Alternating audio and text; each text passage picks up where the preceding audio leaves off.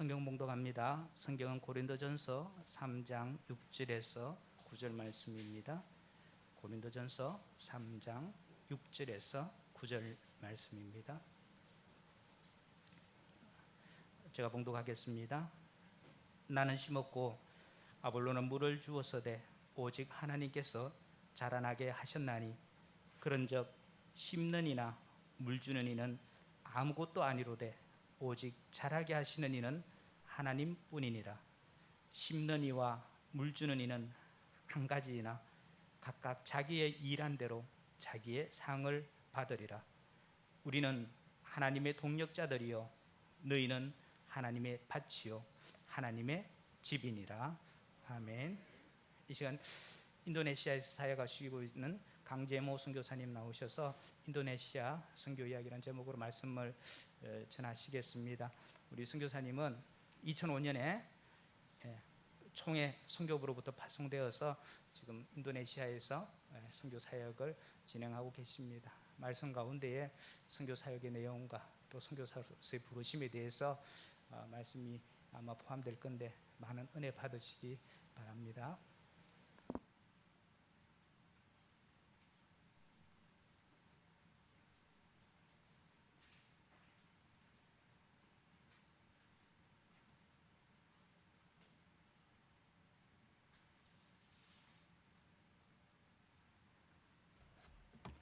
기도하겠습니다. 하나님 아버지 감사합니다. 거룩한 주의 은혜를 사모하여서 하나님 앞에 나옵니다. 우리 좋은 이웃교회를 세우시고 하나님께서 주의 영혼들을 부르셨사오니 오늘 이 시간 우리에게 말씀하여 주시옵소서. 우리의 가정과 교회를 향하신 주의 뜻을 깨닫는 시간, 결단하는 시간 되게 도와 주시옵소서. 특별히 많은 기도 제목들 가운데 하나님 뜻이 무엇인가 간구하는 이들에게 말씀 가운데 주의 음성을 듣는 시간 되게 도와 주시옵소서. 예수님 이름으로 기도합니다. 아멘. Selamat Hari Minggu. Nama saya Pendeta Kang dari Indonesia. 오늘 참으로 좋은 주일입니다. 저의 이름은 강재모 선교사입니다. 저는 인도네시아에서 왔습니다. 자, 그렇게 인사했는데요.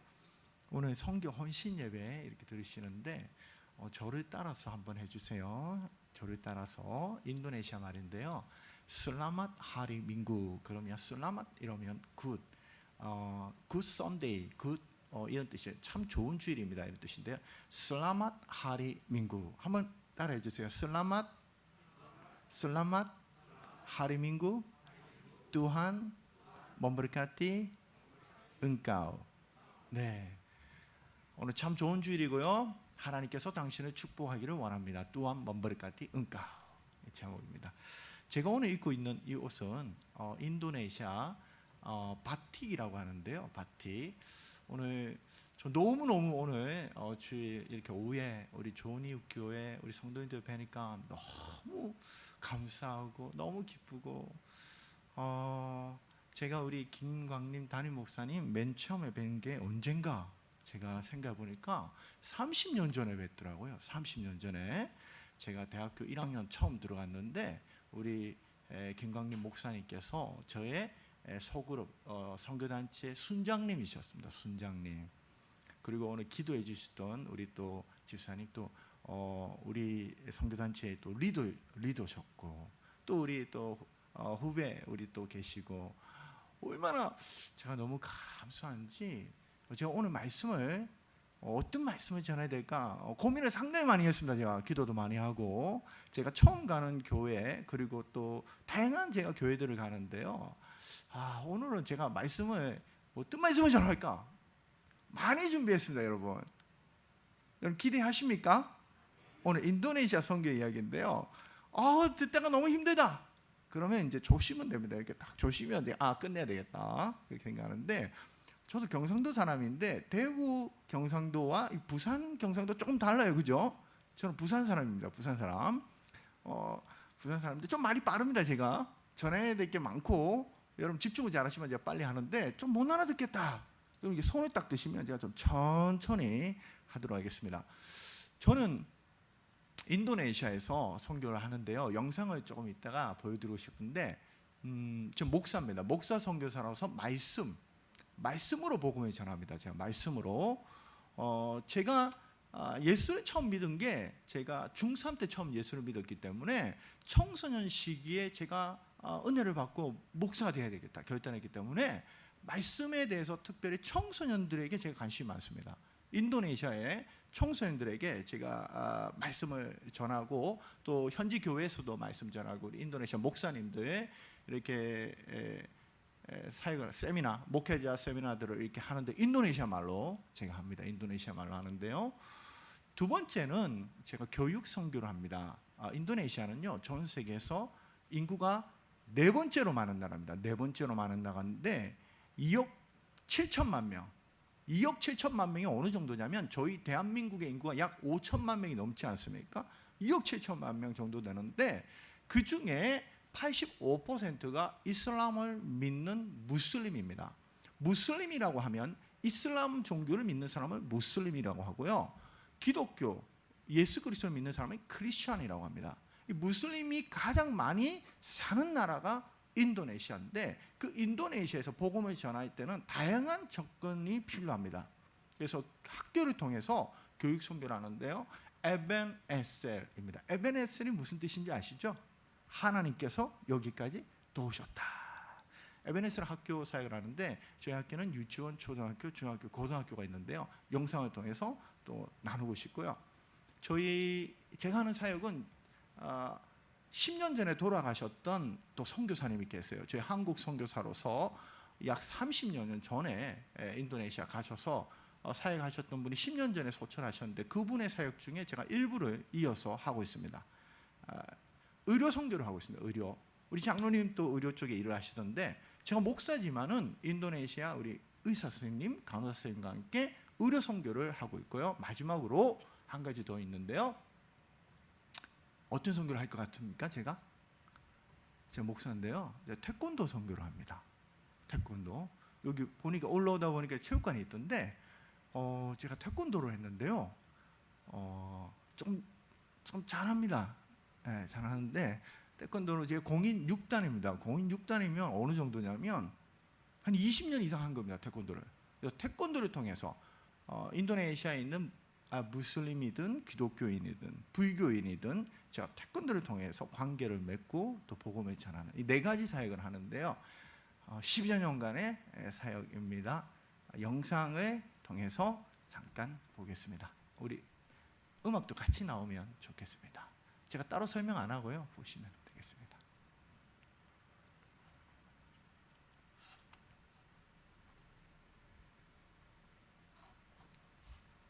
음악이 같이 나가면 좋겠습니다.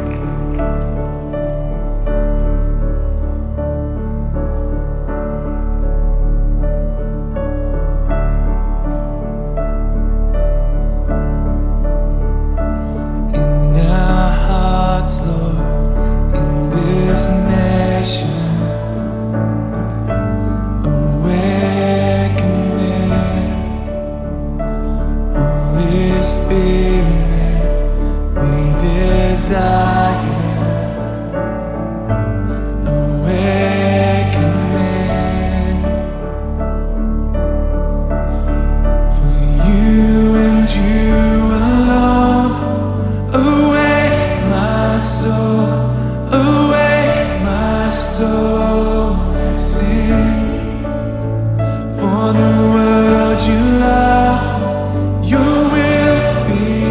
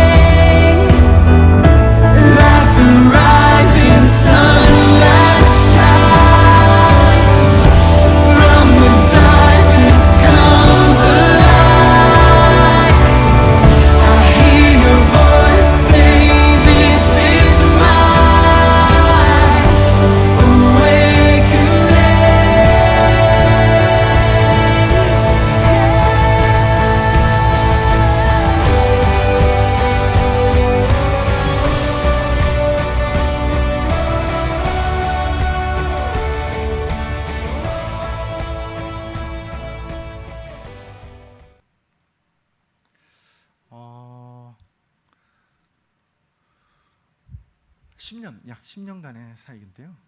제가 오늘 말씀을 잠깐 보면서 사역들도 나누고 싶은데, 오늘 보시면 6절 한번 보겠습니다. 6절 고린도전서 3장 6절에 보면, 나는 심었고 아볼로는 물을 주었으되 오직 하나님께서 자라나게 하셨느니. 나는 사도 바울이죠. 복음의 전도자 사도 바울이 말하기를, 나는 복음을 심었다. 그런데 아볼로는 가르치는 은사가 있던 사람 같은데요, 그는 물을 줬다. 자라게 하신 분은 하나님이다. 우리 담임 목사님 우리께서 말씀을 워낙 잘 가르치시니까 저는 이제 말씀보다는 있는 그대로만 제가 전하겠는데요, 누군가 복음을 심었기 때문에 자랄 수 있고, 누군가 물을 주어서 양육하고 돌봤기 때문에 자랄 수 있는 것입니다. 심지 않는다면 하나님이 역사하시기를 원해도 자랄 수가 없잖아요. 그렇죠? 저는 중3 때 처음 예수님을 믿었는데요, 저희 누나가 저를 전도했습니다. 저희 누나가 저보다 3살이 많아요. 3살 많은데 저희 집은 믿지 않는 집이었습니다. 이 경상도 쪽이 불교가 많지 않습니까? 저희 어머니 아버지가 저를 보통보다 조금 더 열심히 다닌 것 같아요. 특별히 저희 어머니가 저기 진주, 경상도 진주, 저희는 다 이렇게 예수 믿는 친척이 별로 없었습니다. 거의 없었습니다, 제가. 그래서 오늘 추석 같은 날 이렇게 제사 지내고 이랬는데, 제가 어릴 때 누나가 둘 있고 제가 막내인데요, 막내니까 사랑을 많이 받았죠. 그래서 좀 편애하셨어요. 저희 부모님이 저를 편애하셨는데, 특히 어머니가 음식을 싸면 이게 반을 딱 잘라서 반은 저를 줬어요. 그리고 그 반 짜는 걸 반을 잘라서 누나들을 주는 거예요. 저는 그게 당연한 줄 알았습니다. 그런데 이제 자라면서 이제 그 편애가 이제 당연한 줄 알았는데, 저희 작은 누나가 처음 저희 집에서 예수를 믿었어요. 누가 전도했냐면 옆집에 아주머니가 전도해서 저희 작은 누나가 유치원 때 교회를 다니면서 초등학교, 중학교 계속 교회를 다녔어요. 저희 부모님이 다 싫어했습니다. 일요일만 되면 분위기가 안 좋아요. 누나가 교회를 가니까. 아침에 갔다가 누나는 열심히였던 것 같아요. 중학교, 고등학교 시절에도 오후에 늦게 오니까 어머니 아버지 맨날 하는 얘기가 있죠. 특별히 아버지가, 교회 가면 떡이 나오냐? 예? 제가 생각해 보니까 맨날 그런 안 좋은 얘기만 듣는 거예요. 누나가. 교회가 저도 실은 교회가 안 좋은 이미지였죠. 근데 요즘 보니까 교회 가면 떡이 나와요. 오늘도 이렇게 떡을 나눠주시던데, 누나가 이렇게 열심히 다녔던 것 같아요. 저는 근데 일요일날 집에서 TV 보는 거 좋아했고 엄마하고 이렇게 있는 거 좋아했어요. 근데 어느 날 누나가 저를 전도를 많이 했습니다. 근데 어느 날 제가 중3 때 봄이었어요. 잊지도 못하죠. 중3 2월 마지막 주였던 것 같아요. 저희 누나가 저한테 교회를 가자고 하는데 가고 싶은 거예요. 지나고 보니까 제 마음속에 주님께서 교회를 가고 싶은 마음을 주셨어요. 누나가 기도를 수년간 했어요. 가기 싫었어요. 왜 가야 되는지 이유도 몰랐어요. 근데 그때 가고 싶은 거죠. 그때 간 게 뭐냐면 청소년 붕회였습니다. 3일간 붕회를 하는데요, 제가 부산에 수영로 교회라고, 제가 수영에 태어났어요. 수영이란 지역입니다. 수영로, 그러면 로는 로타리 로자예요. 수영 로타리에 있는 교회, 그게 수영로예요. 제가 가까이 살았는데 우리 조은이 교회가 정말 이 대구의 이 동구죠, 여기가. 예, 대구 동기 율촌? 율하, 죄송합니다. 율하, 제가 이때 봤는데 이 율하에 있다는 거, 이 대구 동구에 있다는 게 얼마나 중요한지 모릅니다, 여러분. 이 주일학교 정말 복음의 이 정말 중요한 곳입니다. 이곳이. 제가 수영에 태어났는데 누나가 이 가까운 수영로 교회를 10분 거리에서 걸어서 어릴 때부터 다니다가 저를 전도했고, 제가 그 교회를 갔는데 붕회를 하는데요, 붕회 때 제가 딱 들어갔는데, 교회를 안 가봤으니까 중3 시절에 뭐 이상하잖아요. 하나도 못 알아듣겠고 분위기도 이상하고. 근데 제일 좋은 게 있어서 뭐였냐면 노래 시간이었어요. 찬양이죠. 그때는 난 노래라고 느꼈거든요. 노래를 하는데 그냥 좋은 거예요. 그냥 사람은 이 음악이 참 중요해요. 교회를 갔는데 좋았어요. 찬양 시간이 한 30분 정도 한 것 같아요. 그러고 나면 이제 말씀을 하는데 말씀 하나도 못 알아듣겠는 거예요. 근데 한 가지 참 재밌게 말씀을 전하셨어요, 목사님이. 지금 은퇴하셨는데요, 그분이 말씀 참 재밌게 하셨어요. 그래서 뭐 그냥 재밌다, 참 재밌다 이런 기억이 있어요. 설교는 재밌다. 그런데 좀 이상한 게 있어요. 설교가 마칠 때쯤 되면 꼭 이 목사님이 설교 중에 울어요. 저분은 왜 웃기다가 왜 울지? 내용은 이해를 못했고, 그러면서 이제 기도를 하는 거예요. 기도를 하는데 기도 시간이 제일 저에게는 괴로운 시간이었습니다. 왜냐하면 그렇게 신나게 막 노래를 하다가 그렇게 재미있는 말씀을 전하다가 갑자기 막 우는 거예요. 막. 그래서 제가 마음속으로 이 시간이 빨리 끝나라 마음으로 기도했습니다. 이게 빨리 끝내야 되는데. 제일 이상한 게 뭐였냐면 제 옆에 있는 누나였어요. 저는 그렇게 누나가 우는 걸 본 적이 없어요. 누나가 막 울면서 기도하는데 막 이상하게 막 기도하는 거야. 이상한 모임이네. 그런데 더 이상한 게 있어요. 그렇게 울면서 기도하다가 기도 시간이 끝나면 다시 웃어요. 막 찬양하면서. 참 이상한 사람들, 이 사람들은. 그렇게 끝나요. 보통 2-3시간씩 했던 것 같아요. 근데 그걸 며칠 하냐면 3일을 했습니다. 3일. 제가 다 갔습니다. 3일을. 하나님이 마음을 주신 것 같아요. 그리고 주일이 다가오는데 제가 주일날 교회를 갔습니다. 가고 싶은 거예요. 막 너무 그냥 이해는 안 되는데 가고 싶은 거예요. 주일을 갔는데 저희 교회는 주일학교 학생들도 중고등부는 반드시 성인 대예배를 꼭 드려야 됐습니다. 그래서 성인 대예배를 드리는데 8시였어요.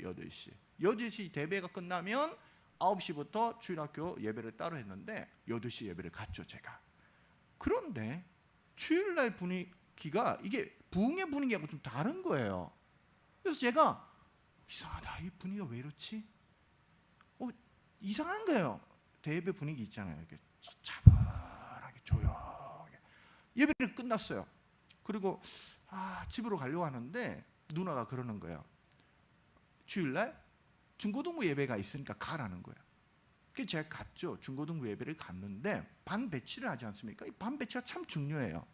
반 배치를 하는데 제가 들어가면서 어디 반에 배치될지 모르니까 보니까 이게 젊은 여선생님이 이렇게 있고 막 남자쌤도 있고 이런 거예요. 그래서 마음속으로 여선생님 반에 가면 좋겠다. 마음속으로. 그런데 제가 배치됐는데 아주머니 반으로 된 거예요. 40대 후반의 아주머니 반으로 된 거예요. 재미가 없는 거예요. 그리고 제일 문제가 뭐냐면 늦게 맞춰요. 다른 반은 분만이 맞췄는데 늦게 맞춰요. 그리고 그 반은 또 인원이 많아요. 그분이 전도를 열심히 하시는 선생님이었던 것 같아요. 근데 간식도 맛이 없어요. 그래서 이 반이 잘못 걸렸다. 그렇게 중3 때 제가 그 반에 배치를 받아서 몇 년을 그분 밑에 있었냐면 3년을 있었습니다. 보통 1년마다 바뀌어요. 근데 왜 안 바뀌었냐? 저는 안 믿는 가정에서 나오니까 선생님이 걱정이 됐는지 딱 붙잡고 안 놔준 거예요. 저를. 3년을 있었습니다. 3년을 주일학교 제가 그 쌤 밑에 있었는데 잘못된 만남 아닙니까? 제가 느낄 때. 그런데 결과는 어땠을까요? 놀라운 만남이죠. 그 선생님이 기도의 어머니였습니다. 근데 이분이 보통 분이 아니셨어요. 이분이 약사예요. 약사인데 남편은 의사고. 대단한 집안 아닙니까? 근데 남편이 의사인데 이게 질병으로 돌아가시고 혼자 계실 때 제가 주일학교 쌤 만났는데 이분이 약사였는데요. 몇 년 만에 신학을 하셨어요. 신학을 하고 약국을 정리하고 전도사님이 되셨어요. 수영록에 전도사님이 되셨는데 제가 그분 밑에 있으면서 많은 말씀을 배웠습니다. 돌아보니 저희 누나가 저에게 복음을 심었고 저희 주일학교 선생님이 저의 복음을 물 주었습니다. 제가 그때 은혜를 받고 어떻게 내가 인생을 살까 기도하는데 나는 복음을 전하며 살면 행복하겠다 이런 느낌이 왔어요. 기도를 제가 하면서 이제 목사가 돼야 되겠다. 저희 부모님 여전히 믿지 않았죠. 제가 부산에서 고등학교 다니는데 어떻게 해야지 기도하면서 저희 부산의 수영로교는요 복음에 미친 교회입니다. 저희 교회는. 전 중고등학교 시절에 교회가요 주일날 예배를 7번 드렸어요. 대예배가 7번 있습니다. 본당이 1000석이 넘는데 7번 예배를 드리는데 줄을요 본당 들어가려면 줄을 서는데요 1-20분 전부터. 저는 그런 교회를 다녔기 때문에 원래 교회는 부흥하는 줄 알았어요. 원래 모든 교회는 이렇게 부흥하는 줄 알았어요. 너무 힘들어요. 이렇게 본당 들어가기가. 제가 이런 복음에 열정 있는 교회를 막 다니면서 나 목사 되겠다. 그런데 저희 어머니 아버지가 반대하시죠. 그래서 제가 기도하다가 마음속에 이런 마음이 드는 거예요. 부모님을 좀 떠나야겠다. 그리고 일반 대학에 있는 신학과를 가야겠다. 그래서 제가 온 게 대구입니다. 희한하죠, 여러분? 제가 대구 올 이유가 없어요. 제가 대구로 왔죠. 대구에 계명대학에 신학과를 이제 제가 딱 갔는데요. 딱 들어갔는데 몇 달 만에 이 학교 잘못 왔다. 죄송합니다, 여기. 제가 그 학교를 딱 갔는데 선배들이요, 군대 갔다 온 선배들이요, 신학과 선배님들이 제가 아는 전도사님들의 모습이 아니고, 와, 그때 이제 민주화 운동 데모하던 그 마지막 그게 있어가지고요.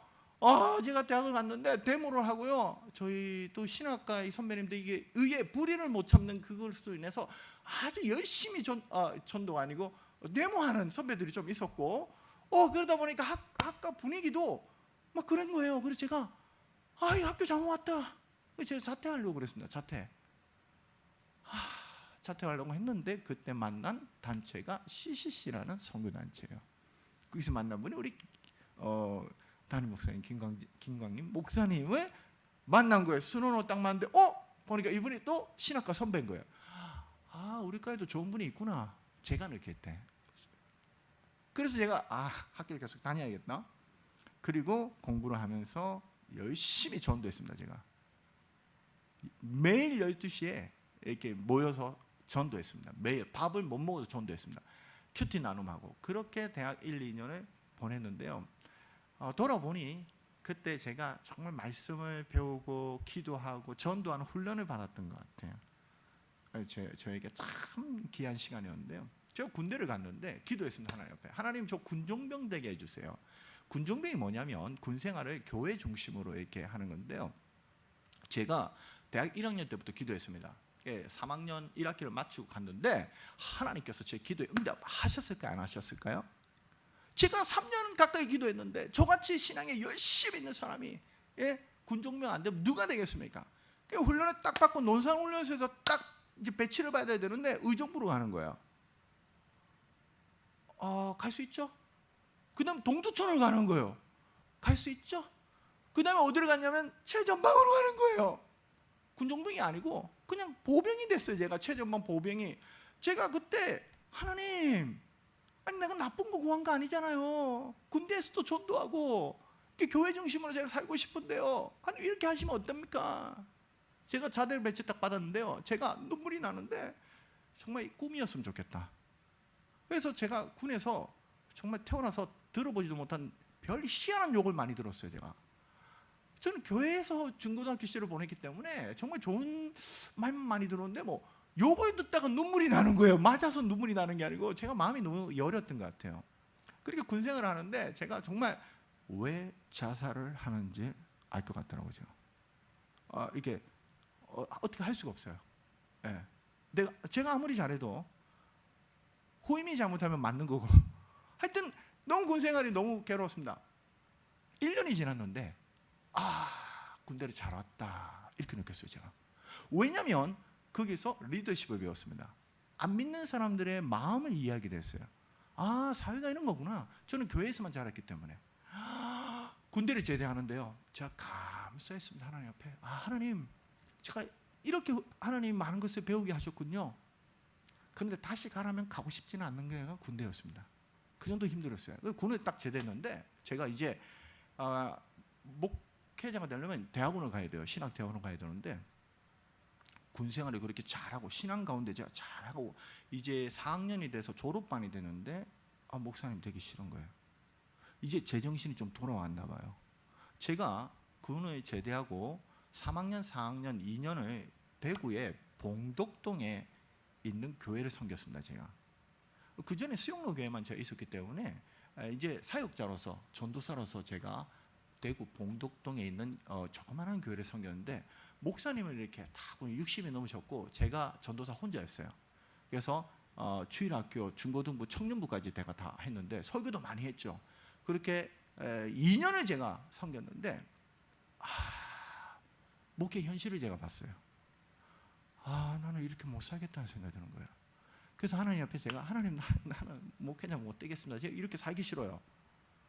그때 제가 자신이 있었거든. 나 뭘 해도 자신이 있는데 하나님 나 이렇게 살기 싫어요. 그래서 하나님 앞에 기도했습니다. 하나님 나 그냥 믿음 좋은 장로님으로 믿음 좋은 집사님으로 살겠습니다. 기도했어요 제가. 그리고 취업을 준비했습니다. 97년도 IMF가 터지고 98년도 취업이 안 되는 거예요. 전공이 신학인데 취업이 되겠습니까? 면접을 하는데 신학을 하신 분이 왜 취업을 하려고 하냐요 저한테. 제가 할 말이 없는 거예요.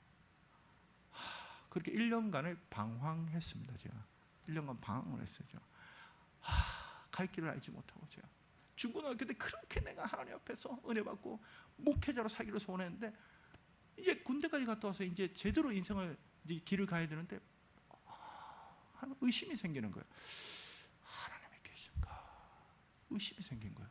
그래서 제가 하나님 앞에 하나님, 제가 그때 전도사님이었거든요. 설교를 그렇게 많이 했는데도 의심이 생긴 거예요. 기도했어요. 하나님 살아계신지 내가 잘 모르겠습니다. 하나님 나에게 말씀해 주세요. 기도를 했거든요. 하나님이 말씀을 안 하시는 거예요. 제가 그래서 그때 기드온이 생각나는 거예요. 기드온 아시죠? 양떼 사건. 그래서 제가 어떻게 하지? 하나님하고 승부를 걸어야겠다. 그래서 세례 증서가 있었어요. 세례 증서를 앞에 딱 놓고 좀 유치하죠? 하나님 나에게 말씀해 주세요. 내가 살아있단 말씀만 하시면 내가 믿음을 회복하고 주를 위해 살겠습니다. 말씀 안 하시면 더 이상 주를 믿을 수가 없습니다. 세례증서를 앞에 놓고 기도하는데 작정 기도를 했는데 주님이 말씀을 안 하시는 거예요. 그래서 제가 세례증서를 찢어버렸습니다. 그런데 희한하죠. 주일이 오는데 교회는 또 가고 싶은 거예요. 제가 그러다가 제가 며칠이 지나서 기도하다가 선교지에 가면 기적이 많이 일어난다는데 내가 기적을 체험하기 위해서 선교지를 가야겠다. 그래서 여러분 기아대책이라는 단체 아십니까? NGO. 제가 대학 시절에 후원을 계속 했는데 기아대책에서 이 책자를 보니까 단기 선교 프로그램이 있는데 3개 나라가 있는데 그 중에 한 개가 가격이 제일 싼 거예요. 그 당시에 60만 원 태국. 그래서 제가 태국을 갔습니다. 제가 그 선교단체가 뭐냐면 의료선교팀이에요. 의사쌤도 있고 간호사도 있고. 저는 의료인이 아니잖아요. 저는 뭘 할 줄 아냐? 태권도 할 줄 아니까 낮에는 의료봉사하고 저녁에는 전도 집회를 하면 태권도 시범을 했어요. 제가 도복 딱 가지고 가서 혼자서. 제 목적은 무엇입니까? 의료선교가 아니에요. 제 목적은 하나님의 기적을 체험하는 거. 그 태국에 제가 98년 8월에 제가 갔습니다. 그래서 낮에 의료선교를 많이 하잖아요. 마지막에 이제 약봉지 붙이고 이렇게 이제 원데이에 투다 뭐 이게 말도 못하니까 이렇게 하고 약봉지 붙이고 낮에 하고 저녁에 집회 이제 저녁에. 그래서 의료 선교 가운데 기적이 일어나든지 아니면 저녁 집회 가운데 기적이 일어나든지 그렇게 절반쯤 지나는데 아무런 기적이 일어나지 않는 거예요. 왜냐하면 이 의료 선교팀은 약만 주는 선교팀이에요. 뭐 수술하고 이것도 아니고. 그러니까 의료 사역에서 기적이 일어날 게 없는 거예요. 약만 주니까. 저녁에 집회하는데 기적이 일어나야 되는데 특별한 게 없어요. 그래서 제가 절반쯤 지나서 제가 태국 교회 뒤에 앉아 있었습니다. 저 뒤쪽에 맨 뒤에 앉아가지고 기도를 한 게 아니고 푸념을 아주 이렇게 다 앉아서 같이 갔던 단기 선교 팀원들은 밖에서 마당에서 막 좋아서 웃고 얘기하고 이러는데 저는 짜증만 나는 거예요. 그런 소리가. 기적이 일어나야 되는데 맨 뒤에 앉아 있는데요. 그때 제가 좀 특이한 체험을 했습니다. 앞에 강대상에 하얀색 강대상에 요한복음 20장 26절 뭐라고 설명할 수가 없어요. 그냥 요한복음 20장 26절이라고 보인 것 같아요. 왜냐하면 지푸라기라도 잡고 싶은 심정에 요한복음 20장 26절? 요한복음이 26장까지 있기는 한가? 20장까지 있기는 한가? 궁금하지 않습니까 여러분? 요한복음 20장 26절을 제가 이렇게 막 찾아봤어요. 여러분 20장이 있을까요? 요한복음이 20장 26절을 딱 찾았는데 처음 뭐라고 나오냐면 여드레를 지나서 제자들이 다시 집 안에 있을 때 도마도 함께 있고 도마라는 단어를 보는 순간 제가 도마는 누굽니까? 의심 많은 도마 아닙니까? 그렇지 하나님 내 입장이 지금 도마 같아요. 계속 읽었죠. 문들이 닫혔는데 예수께서 오사 가운데 서서 이르시되 너희에게 평강이 있을지어다 하시고 도마에게 이르시되 네 손가락을 이리 내밀어 내 손을 보고 네 손을 내밀어 내 옆구리에 넣어보라. 그리하여 믿음 없는 자가 되지 말고 믿는 자가 되라. 네, 나도 믿고 싶어요, 예수님, 주님. 28절 도마가 대답하여 이르되 나의 주님이시여 나의 하나님이시니다. 29절 이 부분이 중요해요. 예수께서 이르시되 너는 나를 본고로 믿느냐 보지 못하고 믿는 자들은 복되도다 하시니라. 제가 이 말씀을 읽는데요, 너는 나를 보고 믿는 믿음 갖고 싶으니 보지 않고 믿는 큰 믿음 갖고 싶으니, 이렇게 나에게 주님이 깨달음을 주셨어요. 그때 제가 하나님, 나는 큰 믿음 갖고 싶어요. 내가 목사로 살고 싶은데 나는 믿음도 없고 하나님 살리신다는 확신도 없고 흔들려서 난 못 살겠어요 했는데, 그래서 기적 보여주면 내가 믿겠습니다 이렇게 했는데, 주님이 말씀을 통해서 저에게 깨달음 주시는데, 너는 보고 믿는 믿음을 자꾸 구하고 있는데 너는 큰 믿음 갖고 싶니? 큰 믿음은 보지 않고도 믿을 수 있는 믿음이란다 라고 저에게 깨달음을 주셨어요. 그때 제 마음속에 믿음이 생기는 거예요. 지금까지. 그때 제가 결단했죠. 믿음이 생기는 거예요. 그리고 한국에 왔어요. 제가 한국에 와서 이제 신대원을 가기 위해서 이제 공부를 이렇게 했죠. 공부를 이렇게. 그때 제가 신학대학을 가게 된 목적은 목사로서 선교사가 되고 싶었어요. 선교사. 제가 대학원을 가서 이제 수목교회 제가 99년도부터 교육전사로 사역을 했는데요. 태국에서 제가 하나님께서 부르시고 선교사로 하나님 앞에 기도했어요. 하나님, 내가 어느 나라에 가서 선교하기를 원하십니까? 기도했죠. 그러면서 제가 선교 2005년에 나가기 전까지 약 6년간 여러 선교지를 다녔습니다. 제가 15개 나라를 다녔어요. 교육전도사가 사실 선교 가려면요 재정이 필요한데 재정이 어디 있습니까? 근데 저는 보고 싶었어요. 선교지를 보고 싶었습니다. 선교사님들이 보고 싶었어요. 어떻게 사역하는지. 기도하면서 제가 15개 나라를 갔습니다. 제가 많은 분들이 후원해 주셨어요. 사역 가운데 1년에 3개 나라를 간 적도 있고, 제가 남미의 아르헨티나를 갔는데요, 단기 선교로 아르헨티나 남미 가기 쉽지 않아요. 근데 꼭 가고 싶은 거예요. 제가 기도하는데 재정이 이렇게 후원을 받았지만 모질라는 거예요. 어떻게 했겠습니까? 저희 아내가 99년도에 결혼했거든요. 제가 간호사였어요. 간호사였는데 제가 기도를 하는데 꼭 가고 싶은 거예요. 이렇게 비용이 200만 원 이상 드는 거예요. 후원을 받았지만 모자랐어요. 제가 아내를 설득했죠. 여보, 좋은 선교사가 되기 원하냐고. 그럼 난 좀 배우고 싶다고. 이때를 위해서 하나님께서 주신 것 같다고. 저희 아내가 병원에서 근무하면서 몇 년간 이렇게 모았던 돈이 있었어요. 그때 150만 원을 모은 게 있었어요. 그래서 제가 아내를 설득을 해서 그 돈을 받아서 제가 선교여행 갔습니다. 나쁜 남편인가요? 그 정도로 저는 가고 싶었어요. 왜? 보고 싶었어요. 배우고 싶었어요. 그렇게 제가 가던 중에 인도네시아를 가게 됐는데요. 인도네시아 갔는데 참 마음이 좋았어요. 제가 중앙아시아도 카자흐스탄, 키르기스탄도 갔는데 그때도 고려인들 사역하는 거 보면서 은혜를 많이 받았고, 근데 캄보디아, 파키스탄 은혜를 많이 받았는데 인도네시아 갔는데 참 마음이 따뜻한 느낌이 들었어요. 또 두 번째 아내와 같이 갔습니다. 3번을 갔습니다. 제가 인도네시아 3번을 확인하기 위해서 3번을 갔는데 어떤 마음이 있었냐면 고향과 같은 마음이 있었어요. 저는 부산의 도시에 태어났기 때문에 시골 출신도 아니고, 또 저는 이렇게 적응력이 좀 떨어집니다. 제가 적응력이 좀 떨어져요. 다른 선교사님들에 비해서 적응을 잘 못하는 것 같아요. 제가. 그런데 인도네시아가 참 그냥 고향 같았습니다. 제가 기도하고 제가 선교지로 갔습니다. 2005년에 선교지를 갔는데요. 언어를 제가 이제 배우는데 저는 이렇게 머리가 보통 이상 안 된다 생각했죠. 제가 언어를 배우는데요. 제가 그때 언어를 인도네시아 수도 자카르타에서 언어를 배우면서 이게 사역을 자카르타에 있는 선교사님, 인도네시아 최초의 선교사님이 있어요. 71년도에 가신 분인데 소천하셨습니다. 그분이 선교를 하면서 한인교회를 하셨어요. 한인교회를 하셨는데 한인들이 예배를 은혜 받고 싶으니까 같이 하셨어요. 그래서 열로 하시니까 제가 언어하면서 협력을 했어요. 한인교회를 2년은 협력을 하는데, 학교를 주중에는 다니고 주말에는 이제 교회 사역 이렇게 하고 막 하는데 두 가지를 하려니까 하나도 안 되는 거예요. 그래서 제가 좀 많이 아팠습니다. 몸이. 많이 아파서 완전히 풍토병에 걸려서 입원을 인도네시아 병원에서 제가 3번을 했는데 언어도 제대로 안 되죠. 사역도 제대로 못했죠. 몸은 다 망가졌죠. 제가 4년 만에 인도네시아 가서 4년 만에 손을 딱 들고 철수했습니다. 한국으로. 그때 철수하면서 제가 나의 선교는 끝났다라고 생각했어요. 왜냐하면 몸이 다 망가졌어요. 여러분 이 신체적인 건강도 너무 중요합니다. 여러분 영적 상태와 신체적 상태는 이게 연관이 있습니다. 이렇게 정서적인 상태도 연관이 있고요. 제가 목사고 선교사 그렇게 열심히 했지만 4년 정도를 지나고 몸이 다 망가지니까 설교 가기 싫어요. 제가 설교 가기 싫어요. 목사인데 제가 설교하는 거 너무 좋아하거든요. 말씀 전하는 거 너무 좋아하는데 싫어요. 사람 만나는 것도 싫어요. 그렇게 그때는 어떻게 해야 될까요? 제 경험입니다. 그때는 기도하면 안 돼요. 금식 기도하면 안 됩니다.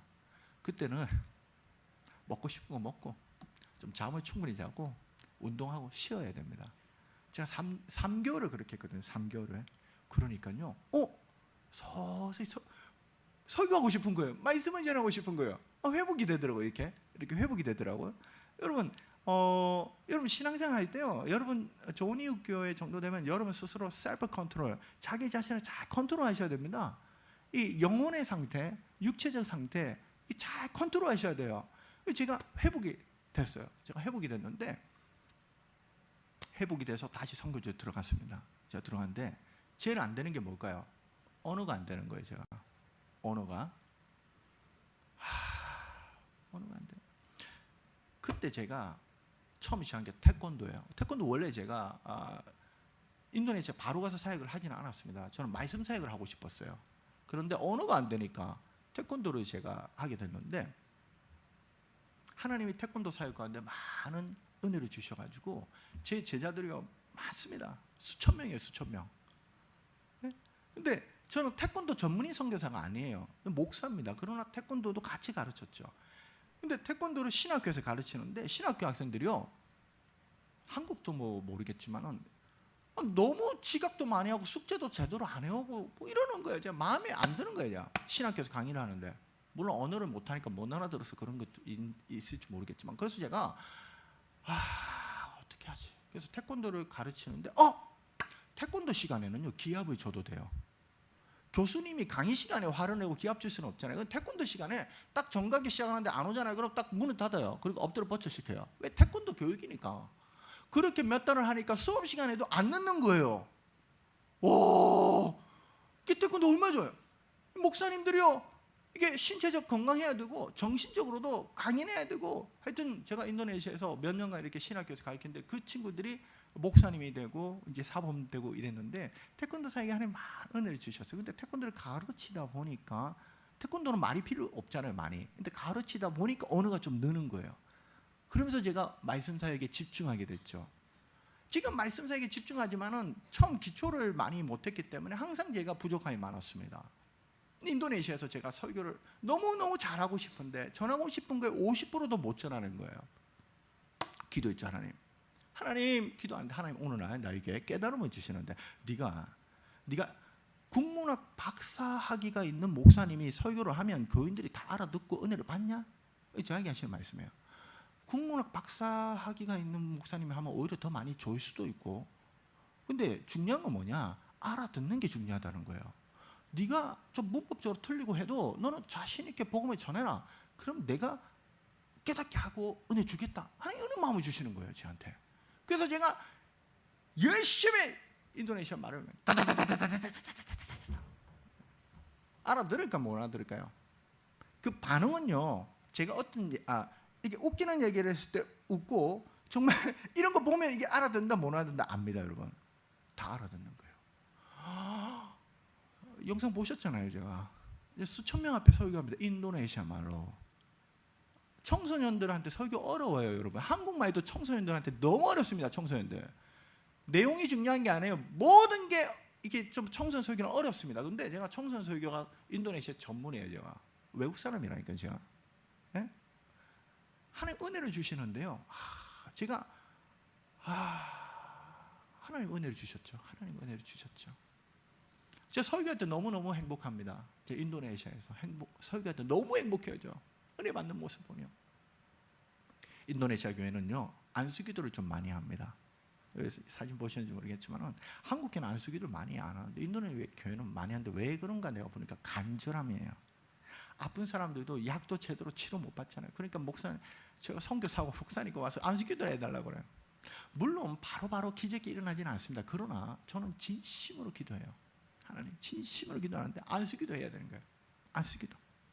저희 학교 아이들, 이렇게 에베네셀 학교 아이들이 졸업시험이 있어요. 인도네시아는 초등학교, 중학교, 고등학교 졸업시험인데 졸업을 앞두고 저희 나라 수능 이렇게 예배 시험 앞두고 예배 드리듯이 이게 중등부 졸업, 고등부 졸업 때도 이렇게 예배를 드려요. 그래서 학부모가 오고 이게 안수기도를 하는데요. 제가 처음에 안수기도를 하는데요. 여러분 기도가 어렵습니다. 한국말도 어려운데 인도네시아 말 기도가 쉽겠습니까? 설교보다 더 어려워요. 그런데 마이크를 자꾸 안수기도를 하라는 거예요. 인도네시아 말이 막 빨리 안 나간단 말이에요. 기도할 때는. 그러면 어떻게 합니까?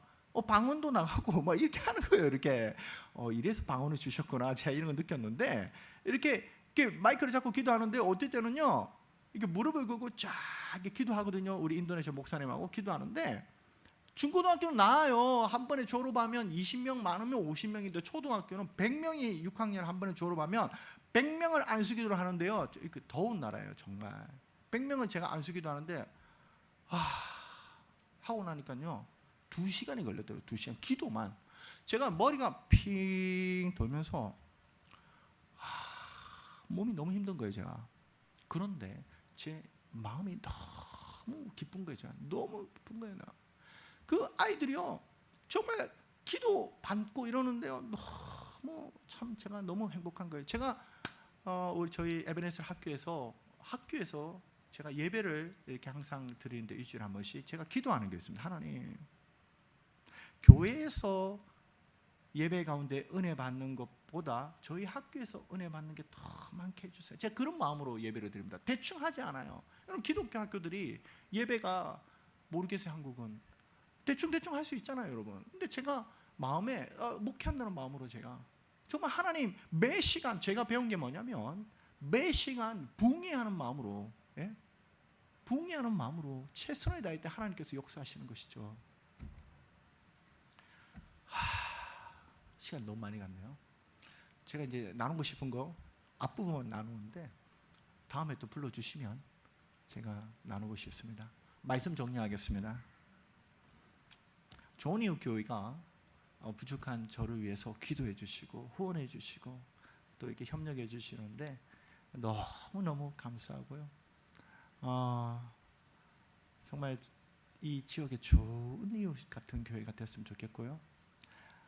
제가 배운 건 뭐냐면 복음이지 않습니까? 기쁜 소식이에요. 예수 그리스도를 믿는 사람 안에서는 기쁠 수밖에 없습니다. 왜?